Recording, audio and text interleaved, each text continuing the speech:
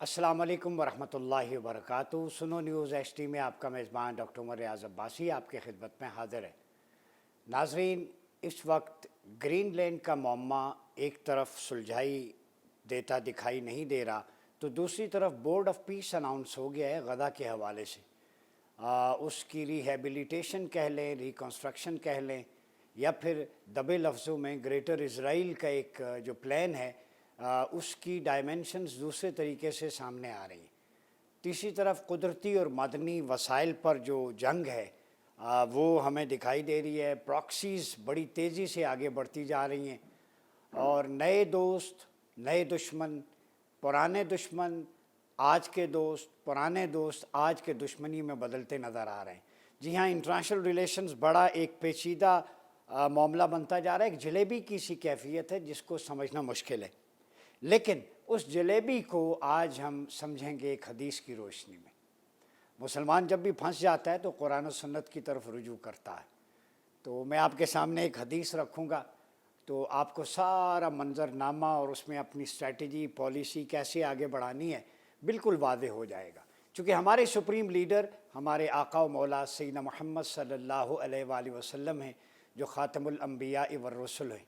आप सल्लल्लाहु अलैहि वसल्लम ने अहादीस के ज़रिए जो किताबुल फ़ितन में, किताब इशरातुस साआ में, किताबुल मलाहिम में, वो तमाम चीज़ें जो क़यामत तक हैं वक़ू पज़ीर होने वाली हैं, उनको एंटीसिपेट कर दिया था। और बाद औक़ात आप सल्लल्लाहु अलैहि वसल्लम का मकसद उन हालात के बारे में बयान करने का ये होता है कि मुसलमान अपनी पेशबंदी और सफ़बंदी कर लें और उसकी रोशनी में अपना क़िबला दुरुस्त कर लें, डायरेक्शन दुरुस्त कर लें। जब आप सल्लल्लाहु अलैहि वसल्लम का ये फ़रमान होता है कि ऐसा होगा, यूँ होने वाला है, तो उसका ये मतलब नहीं है कि आप हाथ पे हाथ धरे बैठ जाएं, वैसा हो जाए। करीम आका ने इशारा दे दिया कि हालात उस तरफ जाएंगे, तुम अपना क़िबला दुरुस्त कर लेना, ठीक कर लेना खुद को।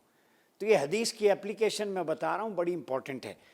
ये सोबान रज़ी अल्लाह ताला अन्हो हुज़ूर के जलीलुल क़द्र सहाबी इसके रावी हैं। क़ाल रसूलुल्लाह सल्लल्लाहु अलैहि वसल्लम। मैं मतन इसलिए पढ़ रहा हूँ, आजकल अहादीस की हुज्जियत पे मैं सनद पे भी आऊँगा। लोग आवाज़ उठाते हैं तो हम मतन, उसकी सनद, तखरीज किन किन किताबों में हुई, उसका हुक्म क्या है, सब बयान करेंगे।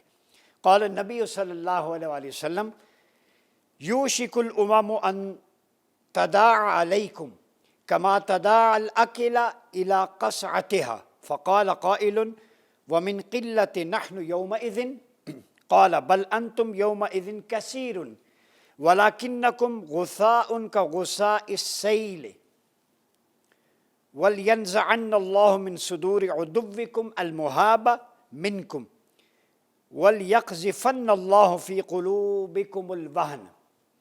फ़क़ाल क़ाइलुन या रसूलल्लाह सल्लल्लाहु अलैहि वसल्लम मल वहन?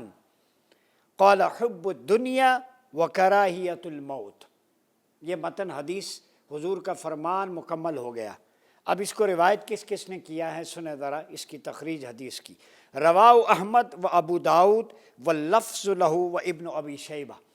इमाम अहमद ने, अबू दाऊद ने और मुसन्निफ़ अबी शैबा ने।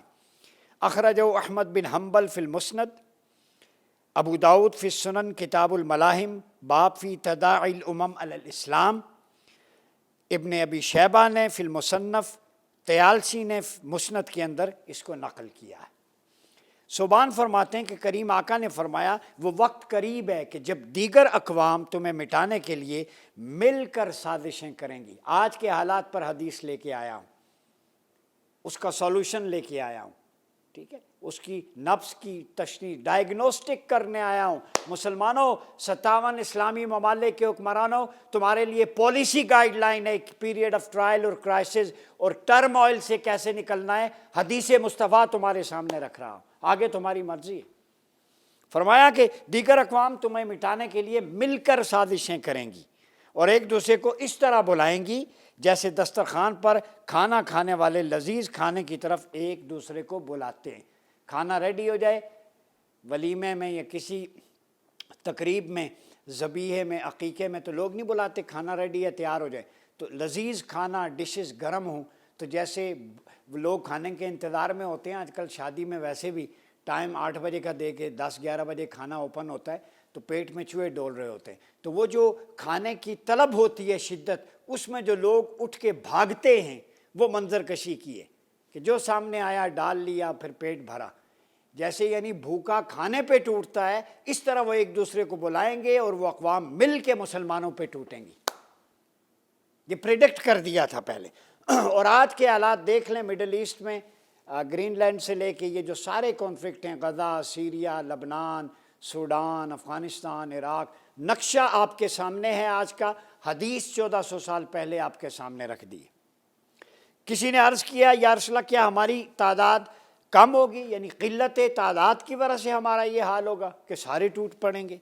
فرمایا نہیں، اس وقت تم تعداد میں بہت ہوگے، البتہ تم سیلاب کی جھاگ کی طرح ناکارہ ہوگے. سیلاب آتا ہے اس کی جھاگ ناکارہ ہوتی ہے نا، جیسے اوپر جھاگ ہوتی ہے جس کا کوئی جو ہے وہ پرپز نہیں ہوتا، اس کا کوئی ایفیکٹو نہیں ہوتی، وہ جھاگ کی طرح ہلکی جھاگ ہلکی ہوتی، چاہے صابن کی ہو، پانی کی ہو، شیمپو کی ہو، اس کا وزن نہیں ہوتا جھاگ کا، یعنی وزن یعنی اسٹرینتھ نہیں ہوگی، طاقت نہیں ہوگی، اس لیے جھاگ سے مثال دی. طاقت کھو بیٹھو گے. کثرت تو ہوگی مگر جھاگ کی طرح ہوگی. وہ کثرت لوہے کی طرح نہیں ہوگی، وہ ابلتے پانی کی طرح نہیں ہوگی، وہ جھاگ کی طرح ہوگی جو بہہ جاتی ہے. کوئی بھی آئے جھاگ کو اٹھا کے لے جاتا ہے، تنکیاں آئیں اس کو ختم کر دیتے ہیں، پانی آئے بہا کے لے جاتا ہے، پھر وہ سوکھ جاتی ہے، ختم، مٹی میں مل جاتی ہے. بات سمجھ لگی؟ اللہ تمہارے دشمنوں کے دل سے تمہارا رعب اور دبدبہ نکال دے گا. جو آپ کی دبدبہ اور رعب اور حمیت اور غیرت اور آپ کی جو ایک قوت تھی وہ دشمن کے دل میں، ذہن میں، وہ نکال دے گا اللہ تعالیٰ. ٹھیک ہے؟ اور تمہارے دلوں میں بزدلی ڈال دے گا، تم بزدل بن جاؤ گے. کسی نے عرض کیا یا رسول اللہ بزدلی سے کیا مراد ہے؟ وہن ڈال دے گا. حضور نے فرمایا حب الدنیا، دنیا سے محبت، وکراہیت الموت، اور موت سے نفرت. جب تم اپنا ٹھکانہ دنیا کے مال و دولت کو بنا لو گے، جب ٹھکانہ عیش و عشرت کو بنا لو گے، جب تمہارا لائف سٹائل شباب و کباب بن جائے، جب تمہارا اوڑھنا بچھونا رقص و سرود بن جائے، جب تم گانے بجانے کی محفلوں کو عام کرنے لگو، جب یہاں کی طوائفہ سیلیبریٹی بن جائے، جب کوٹھے والی سٹار کہلوانے لگے، جب قرآن جو ہے وہ نغمگی کے انداز میں پڑھا جانے لگے، قاری عام ہو جائیں، فقہا اٹھ جائیں، علماء کم ہو جائیں، تو اس وقت کیا ہوگا؟ دنیا سے یہ محبت ہے اور موت سے نفرت. اب مجھے بتائیں سٹیکس ہوتے ہیں. ایک بندہ، میں مثال دیتا ہوں اس حدیث کو سمجھانے کے لیے. ایک بندے نے پنڈی سے، اسلام آباد ہم بیٹھے ہیں، کراچی جانا ہے ٹرین کے ذریعے. اب کراچی اس کی منزل ہے تو وہ زیادہ راہ راستے میں کھانے پینے کا اتنا ہی رکھے گا کہ جتنا اس نے وہاں سٹے کرنا ہے. اب یہ تو نہیں ہے جہلم میں یا کسی جگہ بس یا ٹرین رکی تو آپ اترے چائے پانی پینے کے لیے، تو اس کا ایک وقت ہوتا ہے 15 سے 20 منٹ، تو آپ نے اسی میں واش روم جانا ہے، وضو کرنا ہے، کھانا پینا ہے، ریفریشمنٹ، پھر دوبارہ گاڑی چل پڑی اگلے اسٹیشن کے لیے، چونکہ منزل ابھی آگے ہے.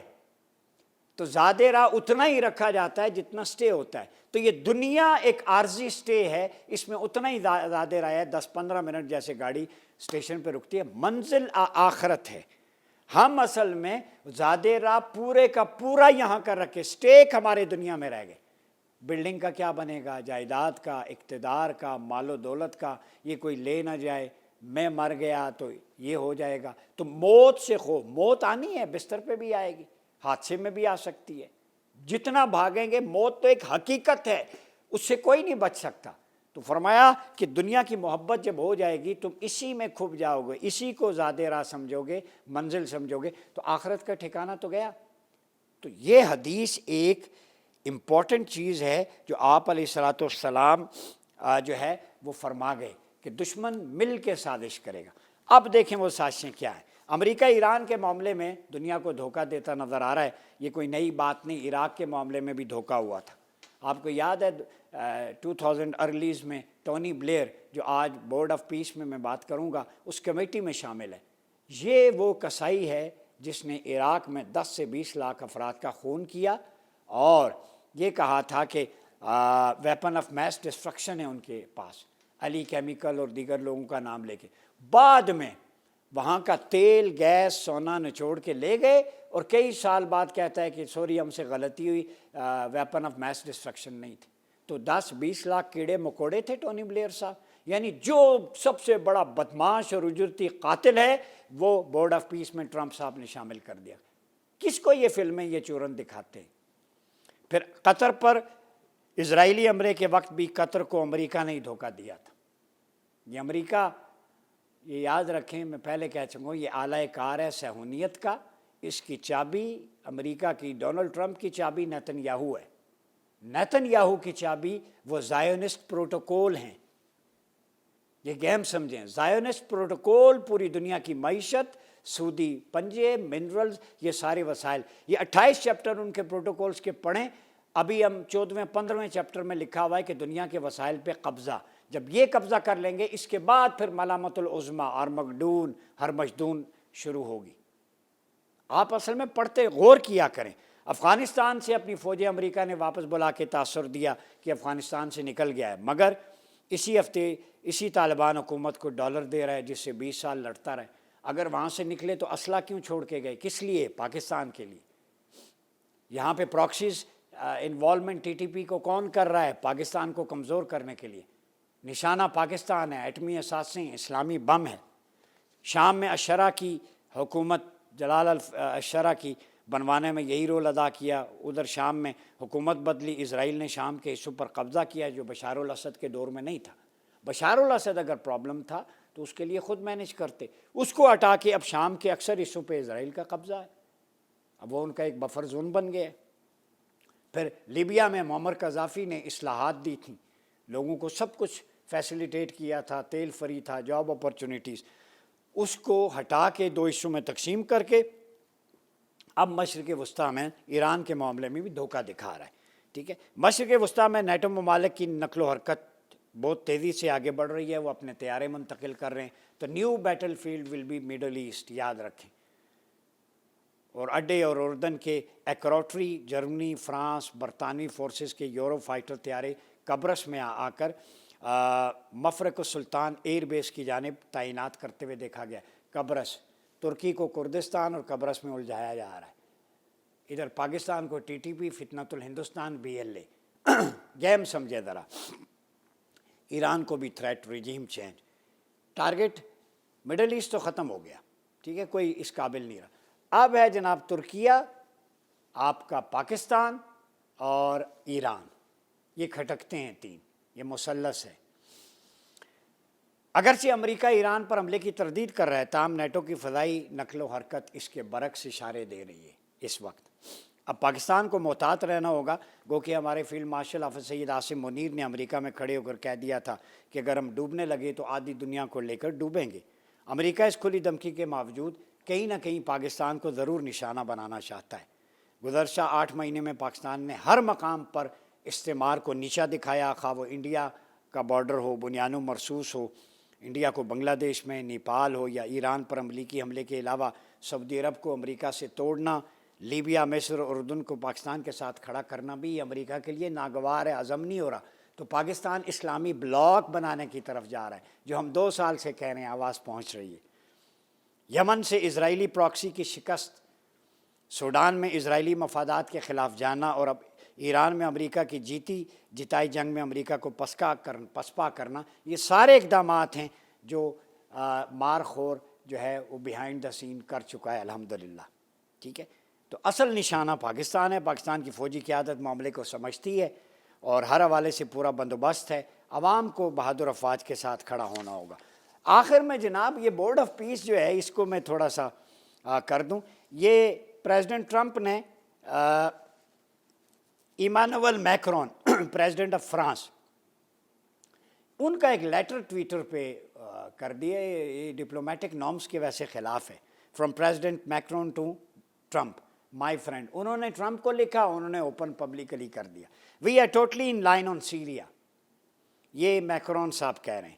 وی can do great things on Iran. I don't understand what you are doing on Greenland. Let us try to build great things. Number 1, I can set up a G7 meeting after Davos in Paris on Thursday afternoon. I can invite the Ukrainians, Danish, Syrians, and Russians in the margins.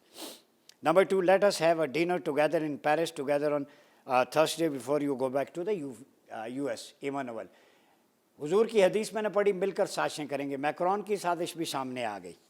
साजिश number 2, Netanyahu among 50 world leaders invited to join Gaza Board of Peace. Netanyahu has slammed the inclusion of Turkey, Qatar and Egypt in the subordinate Gaza Executive Board. Netanyahu ने कहा है कि ये तुर्की, Qatar, Egypt, मुसलमान मुल्कों का इसमें क्या काम। जेनोसाइड उसने की और बिल्ली को दूध की रखवाली बिठा रहे हैं ये शुतरे बेमुहार दज्जाल का आलाकार। अब ट्रंप ने जो इजरायली सपोर्टर्स हैं टू ओवरसी गजा एडमिनिस्ट्रेशन जो अपॉइंट किए हैं, ये जनाब देख लें, टोनी ब्लेयर जिसका मैं पहले बता रहा हूँ, नंबर 1 कसाई, इराकी मुसलमानों का कातिल 9/11 का, जोश गुरुबॉम एडवाइज़र ऑन गजा, ठीक है, इसका कोई पॉलिटिकल एक्सपीरियंस नहीं है। और अमेरिका में जितनी यूनिवर्सिटियाँ हैं उनकी फंडिंग इसने बंद की है जिन्होंने गजा में प्रोटेस्ट किए। ये भी प्रो इज़राइल एंटी फ़लस्तीनियन है। दूसरा ये जी बोर्ड ऑफ पीस बन रहा है। आई स्लाइस स्टोन बिजनेसमैन है जी, ठीक है, रब्बी close to US Israel decision making circles, ये रब्बी है इज़राइलियों का, मजहबी पेशवा भी वो थिंक टैंक्स में आता है और US इज़राइल जो पॉलिसी मेकिंग सर्कल्स में भी इसका नाम आता है, ठीक है। Farmer adviser to US ambassador supporting to Israel settlements, Israeli आबादकारियों का हामी है ये गजा पीस बोर्ड में क्या कर रहा है, मैंने तो कथा छटा आपके सामने रखना है। Mark Rowan Jewish American billionaire and CEO of major investment from Israel publicly declares strong support for Israel. अंदाज़ा लगाएं, बिलियनर बिजनेसमैन है, पब्लिकली इसराइल का सपोर्टर है। Marco Rubio US secretary of state and leading supporter of Israel. Jared Kushner दामाद जी आ गए, सुबहान अल्लाह, दामाद साहब देखें, creator of the deal of the century, fully based towards Israel, deal of the century, Israel का pro है ये भी, दामाद जी भी। स्टीव विटकॉफ ट्रंप का special invite to the middle east, real estate investor है, close to personal friend of Trump, coordinates positively with Israel. अब ये जो 7 बंदे हैं, ये 7 शैतानी ताकतें उनके आला का, ये 7 हेड करेंगे। उनका चेयरमैन कौन होगा? डोनाल्ड ट्रंप जी।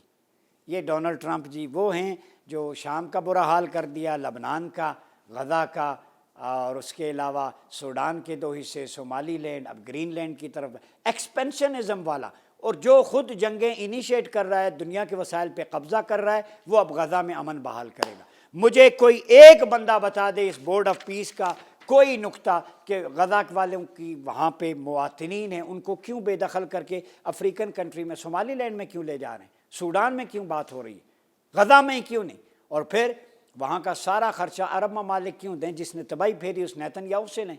वहाँ की जो लोगों को, लाखों बच्चों को, लोगों को कत्ल किया गया, नेतन्याहू को तो क्रिमिनल कोर्ट के ज़रिए सलाखों के पीछे होना चाहिए, फांसी के फंदे पे। तो माइट इज़ राइट, ये इंसाफ है, बंद कर दें UNO खिलवाड़। तो मुसलमानों अपनी सब बंदी सीधी कर लो। करीम आका की रिवायत शोबान की कि जब तुम्हारे ऊपर आलम कुफ्र खाने की तरह टूटेगा, भूखे की तरह, तो उस वक्त तुम्हारे दुनिया की मोहब्बत मौत की करार। अब मौत से नहीं डरना, मौत से लड़ना है। मौत से लड़ने का एक तरीका, हदीस का ऑब्जेक्टिव, अपना मिलिट्री अलायंस बनाओ। पाकिस्तान, तुर्किया, सऊदीया क्लोज आ रहे हैं, इंडोनेशिया, मलेशिया, ईरान, बाकी ममालिक भी क्लोज आएँ। अपनी हिफाजत करें हदीस की रोशनी में, तभी आपकी बका है। ये बिल्डिंग्स, ये ऑफशोर कंपनीज, ये सब इधर ही रह जाएगा।